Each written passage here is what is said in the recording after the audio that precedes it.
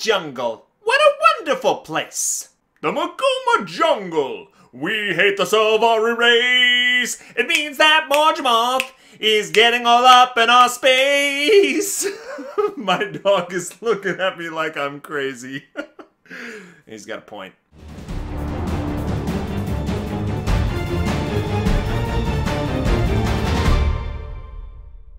Howdy folks, and welcome back to another episode of Tyria Talk. My name is Richard Procopio, aka Otter, and this show is all about Guild Wars 2. Today is episode number 68, and today we're going to be talking about the Heart of Thorns expansion for Guild Wars 2. That's right, last week at PAX South 2015, ArenaNet had a huge event that I was very fortunate to be a part of, and in that event, they announced that the first expansion, the boxed expansion, for Guild Wars 2 will be called Heart of Thorns. Now, we don't have a release date yet.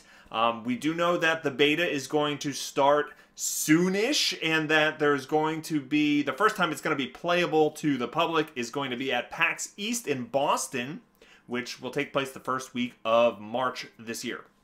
So we're kind of soon we will have our hands on it for the first time. So I wanted to actually do this video and talk about the high-level features that they announced, give you some of my impressions and opinions on it. And I think where I want to start is just the fact that for a while we've known that they're working on something big. We didn't know if it was going to be an expansion or not, and that's because ArenaNet tends to do things a little bit differently. I think for a long time there was a lot of speculation. Will ArenaNet even go with a typical expansion type model, or will they try to deliver the same types of features and content through their Living World updates? Well, that has been answered now. We do know, they have confirmed, there will be a boxed expansion that you buy, still no subscription fee.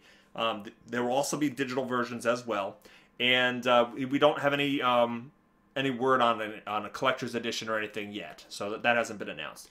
But we do, I've always wondered, like, if ArenaNet did an expansion, what would they do that's, like, different? Because they don't seem to actually want to follow the formulas of other MMOs. You know, they do a lot of things like, you know, they don't have a traditional questing system. They don't have a traditional gear grind. They don't have raiding, for example. You know, they walk to the beat of their own drum, I should say. So what was the feature, or what would they announce that was going to be different? And right off the bat during the reveal, the big thing that I think stands out as different than pretty much almost any other MMO expansion I've ever heard of is they are not going to be raising the level cap, and they're also not going to be raising the power level of the gear. So any of the max level 80 characters that you have, and any of the gear that you've actually worked on and gotten, let's say you have full ascended armor and legendary or ascended weapons, that will still be the most powerful stuff in the game.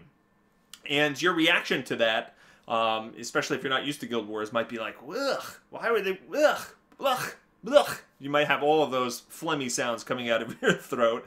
And we're like, why? Why aren't they doing that? And it's because we've been conditioned to think that, oh, a new expansion comes, we want to actually, advance our levels. And I think that what's important to realize is why they're not doing it. And the big reason is they don't want to invalidate all of the work that you put into your characters. They don't want you to have 8 level 80s on your account, all in max gear, that you suddenly need to now raise up another arbitrary 10 levels and grind out a new, like, mega ascended gear level or whatever, and just everything that you've done becomes obsolete. They also don't want to have more of a gap between, players that are coming into the game and players that are, have been playing their characters consistently for a long time. They don't want to widen that gap and make it so people feel like they have to grind out these levels, feel like they have to grind out these new armor levels. So whether you love that or you hate it, that's with the way they decided to go. They're not going to increase the levels. I personally think it's refreshing. I think it's an interesting choice. I actually had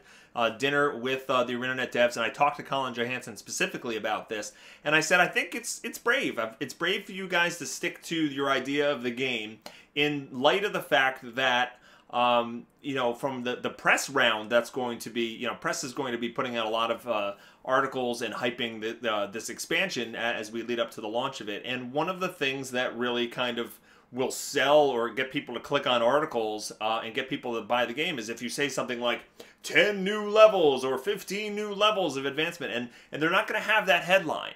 And so it actually, from a media perspective, from media traffic perspective, that could actually hurt sales of the game if people read, oh, there's no new level cap. Oh, what's the point?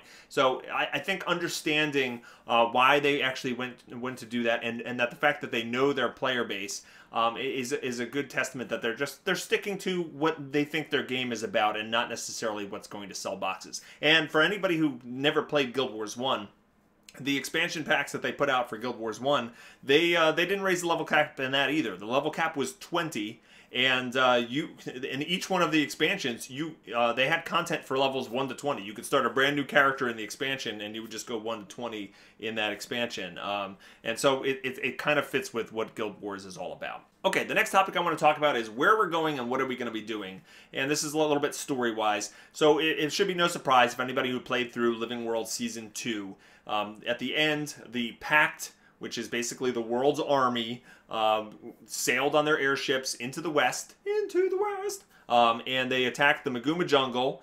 They attacked the Maguma jungle with the thought of killing Mordremoth, the Elder Dragon, there. And the Pact airships and the army got obliterated. The Solvari turned on them. They got their Order 66 from Emperor Mordremoth, and they were obliterated. So really, like the good guys, all of the good races that have banded together to fight the Elder Dragons, most of their firepower has been wiped out. So now we've got to journey in as the player characters. We're the guys that are left, and we need to journey into the heart of the jungle and attack Mordremoth. There was also some hinting that Glint, the good dragon that existed, and we've heard some about Glint and Glint's egg in Guild Wars 2 storyline, but this was storylines back in Guild Wars 1 and in the books between Guild Wars 1 and Guild Wars 2. But apparently Glint hid something in the heart of the jungle that players will need to discover in order to help overthrow the Elder Dragons. And my dog is circling, and okay, he's laying back down. Just giving you a little update there. We're going to be going to Maguma Jungle. Now, they have announced that there's going to be new regions to explore, and if you look at the trailers and stuff like that, you see some really gorgeous landscapes, and it's going to be a very verdant, lush environment. There doesn't seem to be a ton of new zones going in, right? I know some people have said stuff like, oh, I can't wait, there's going to be like 15 new zones in the expansion, 20 new zones in the expansion. That's not going to happen. They haven't announced how many areas they're going to be or how many zones they're going to be, but they did say that the zones that they do have are going to be the densest of any zones that are in the game so far.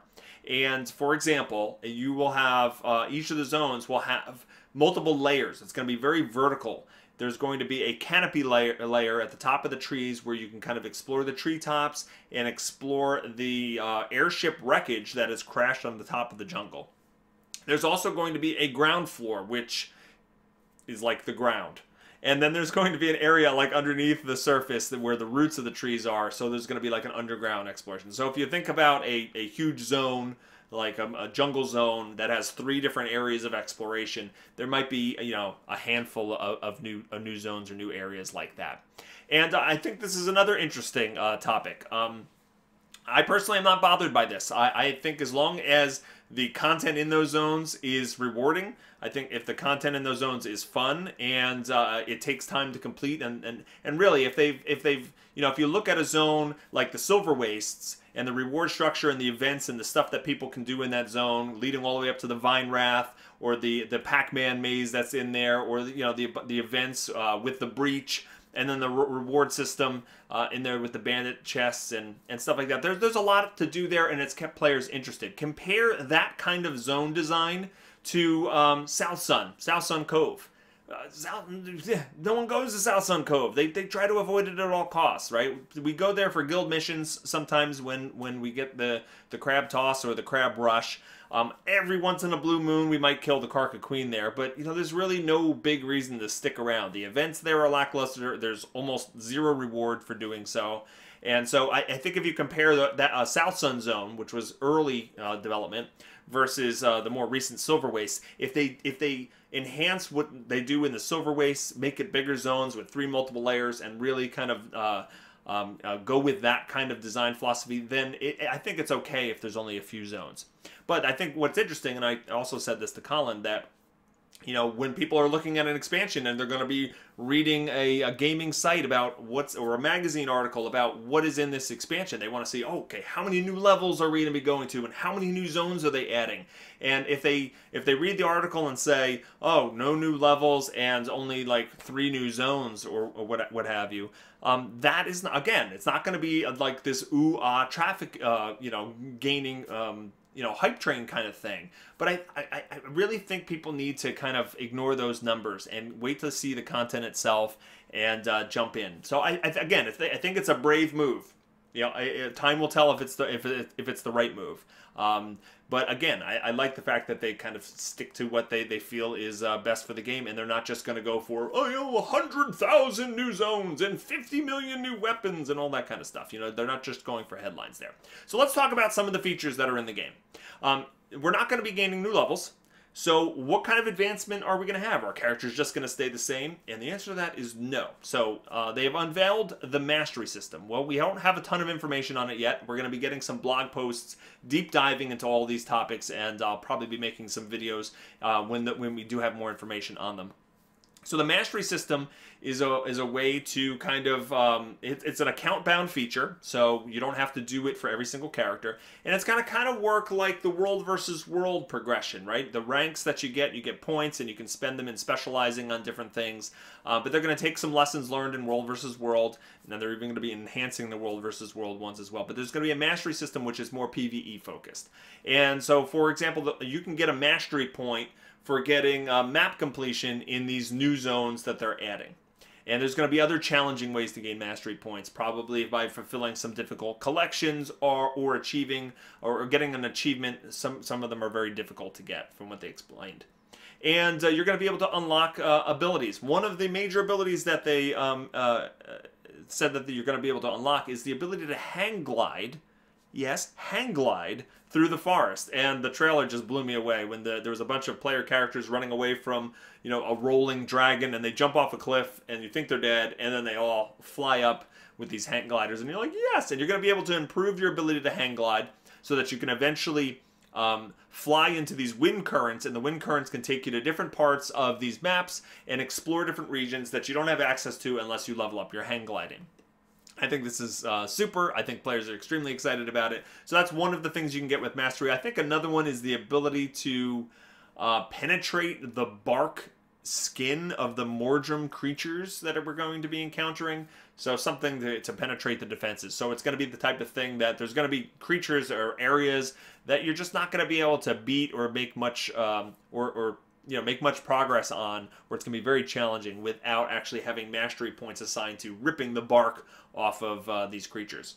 So that's mastery. There's also going to be mastery points that you can gain and things that you can choose for the old world as well. So they're going to be giving you more reasons to go back to the old world. And I think that's great. And that kind of ties into the fact that they're not putting in 15 new zones. Because what happens, let's say you get an expansion that has all the tons of new zones. What typically will happen is you'll level up through the 8 to 10 zones or whatever. And then there's a couple zones that remain relevant at max level.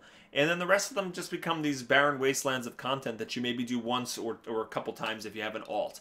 They want you to come back to the zones. We've seen this time and time again in the living world. We've had patches where we went back to Kessex Hills, right, in the Tower of Nightmares, and we spent a lot of time there. We have patches where, you know, we spent time in, I think, Lornor's Pass with the marionette fight. So we constantly get to use these old zones. And yeah, I don't think that there's a zone in the game that, you know, that I've like not gone to.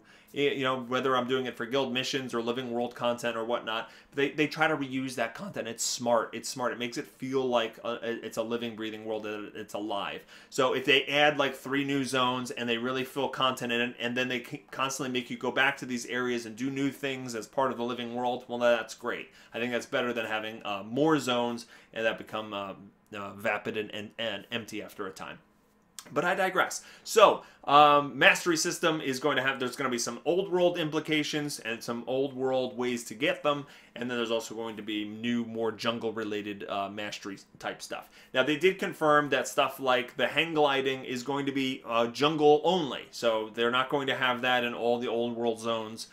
This is a jungle survival skill and you'll use it in the jungle. You'll also not be using that in world versus world or in structured PvP. So that's how the mastery system seems to be at this point. But on top of that, there's going to be even more character customization and advancement. Specializations. This is brand new. This is very exciting stuff. Every single profession in the game is going to get a new specialization. And there's going to be one specialization per profession to start off with. And they gave us one solid example. So Rangers will be able to unlock a specialization, and they haven't really divulged the details of how this is going to be unlocked. But a Ranger can actually transform into a Druid class or a Druid profession. And when they're in Druid profession, they get access to one new weapon. So every profession in their specialization will have access to a new weapon. So a Ranger will turn into a Druid, and they will be able to use the Staff. And with the Staff, we'll have a new, bar of 5 new abilities that are Druid only. And there's also going to be a new Druid heal skill, a new Druid elite skill, and then an amount of new Druid elite skills, probably more than 3, but maybe not a whole litany of them. But as a Druid, you can mix and match Ranger skills and traits as well. So it's kind of like a hybrid. You can, out of combat, transform back to a Ranger. So it's not like a permanent change. It's not like you specialize into a Druid and then you are forever a Druid. Out of combat, you can say, no, I want to go back to being a Ranger. And then you have all the Ranger weapons, all the Ranger abilities. You can't mix and match Druid stuff when you're a Ranger. But when you're a Druid, you can mix and match Ranger stuff. I hope that makes sense. So that's going to be interesting to see how that unfolds. I might make some guesses at some point of what some of the other ones are. That might be fun to speculate and see how wrong I can possibly be.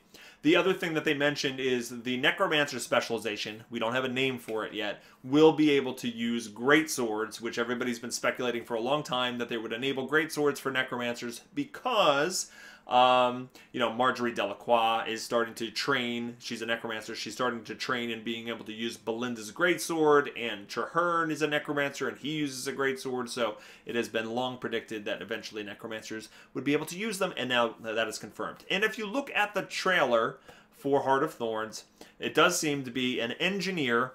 He's got like an engineer-type helmet. He's got these little flying helicopter turrets with him. And he seems to be running with a hammer. So it looks like the weapon that the engineer will get in their specialization is a hammer. So very exciting stuff. We have long wanted more weapon sets for characters. I will say that a lot of people were speculating based on the trailers and the living story and stuff like that, that we would get pole arms. And I even mentioned that in one of my Tyria Talk videos a week or two ago.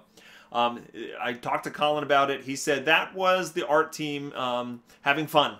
And they, in the trailers, they wanted people to be like skewered in the battles, and even though the game design side went, the community's really gonna think we're doing polearms or spears, the art team just thought it looked cool. So no, there's not gonna be polearms. There's no actual new weapons being introduced at this point. Colin did ask us what were our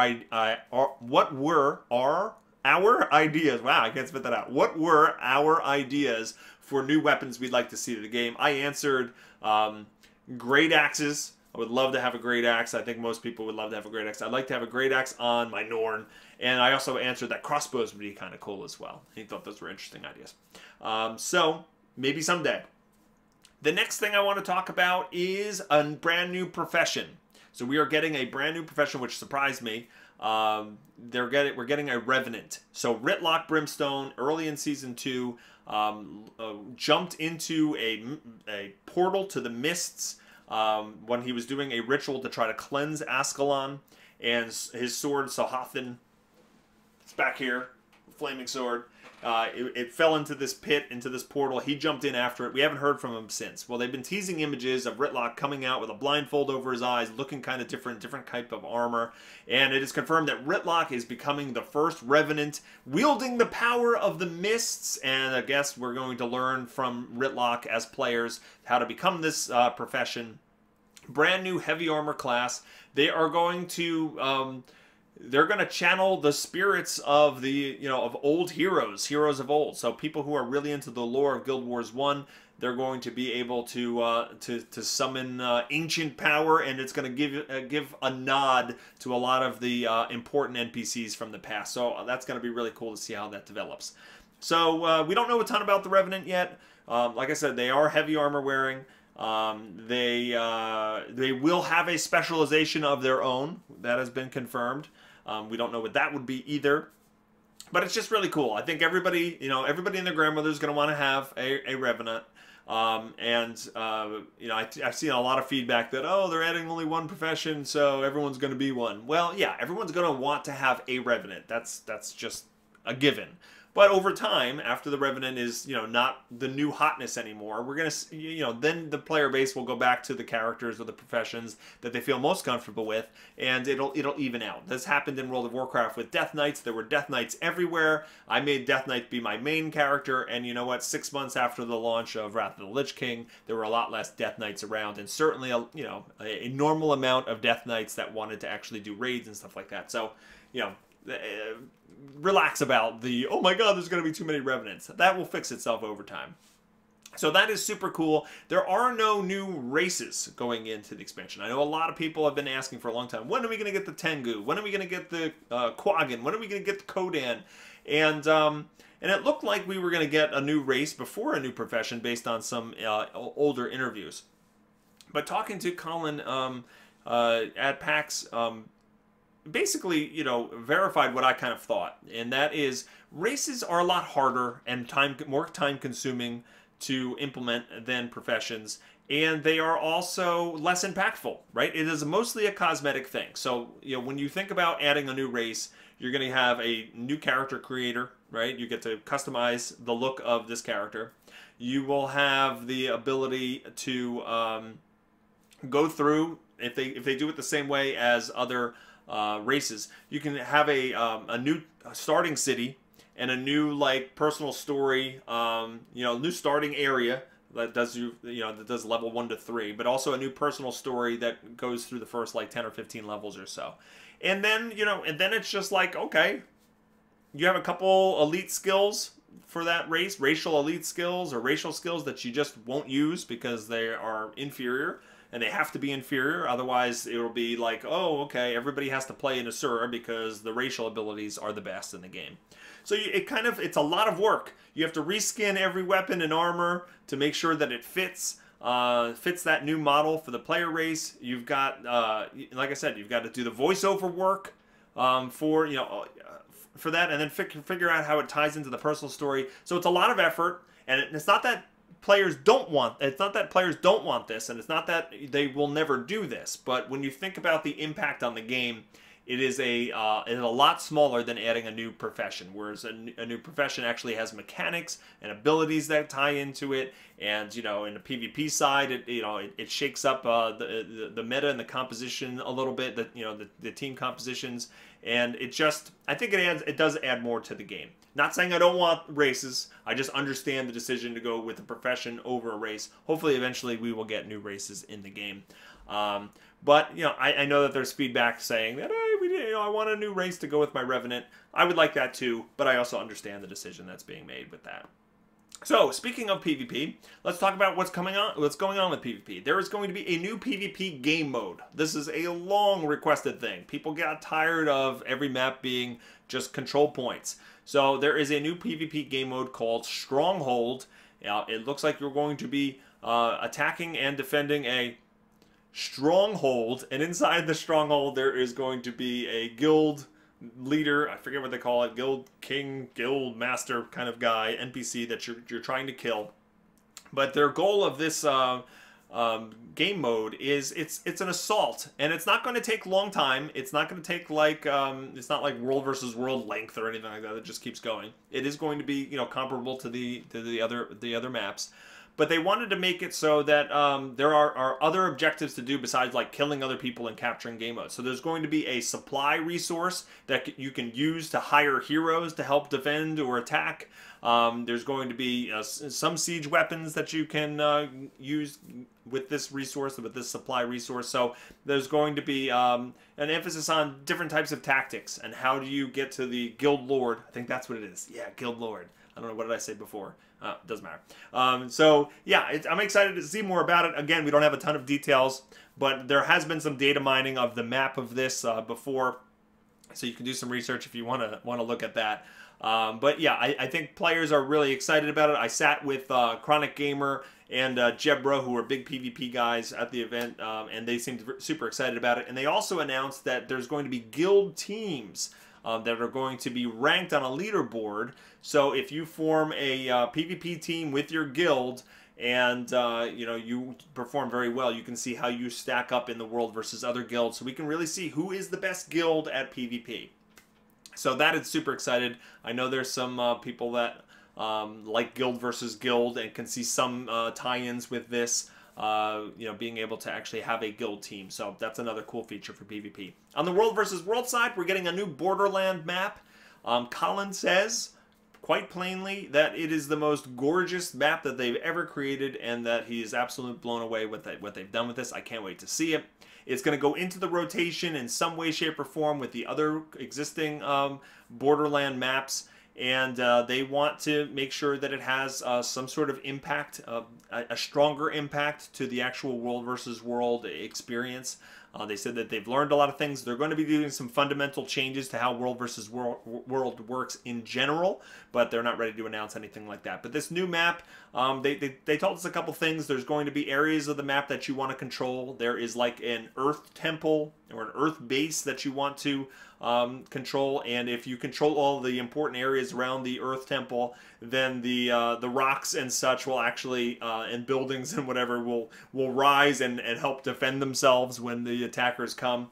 And there's another example that if you control the fire or the lava area, then the players are going to be able to ride the lava and quickly traverse to new areas of the map using the lava. So there's going to be some functionality to holding different areas of the map and some reasons to actually do that. So again, we'll learn more information about that as we get closer. So the last big feature that they announced at Heart of Thorns is something that people went crazy about in the theater, and that is guild halls. Yes, we're finally going to get guild halls. This was a very popular feature in Guild Wars 1, and it's funny that it was a popular feature in Guild Wars 1 because there wasn't a ton of functionality to it. You had some choices to make on what kind of guild hall it would look like, and they were vastly different from each other.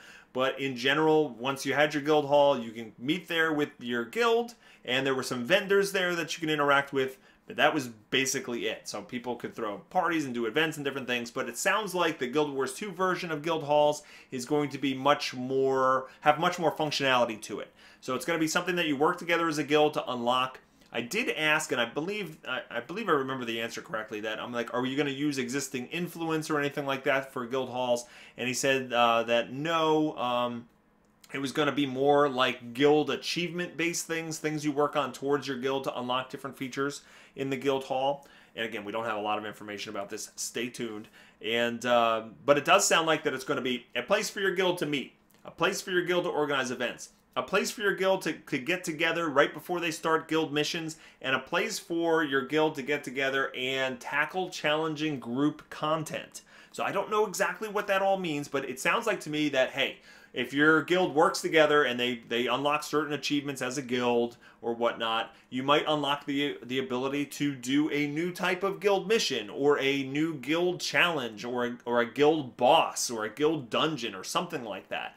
And then you will go to your guild hall and it'll be like a portal or something, and your guild will jump into that, and there you're going to fight such and such boss, and maybe you can beat that boss once a week and get a reward. And this is all speculation at this point, but functionality like that would be awesome. And you're going to be able to customize the guild hall, and hopefully there's going to be different locations and different things that you know, different environments within the guild hall, so not all of them look the same. I'm sure there's going to be a lot of customization. Again, we have to find out, but this is really, if you watch my last Tyria Talk video, I talked about one of the things I really wanted was more things to do with my guild.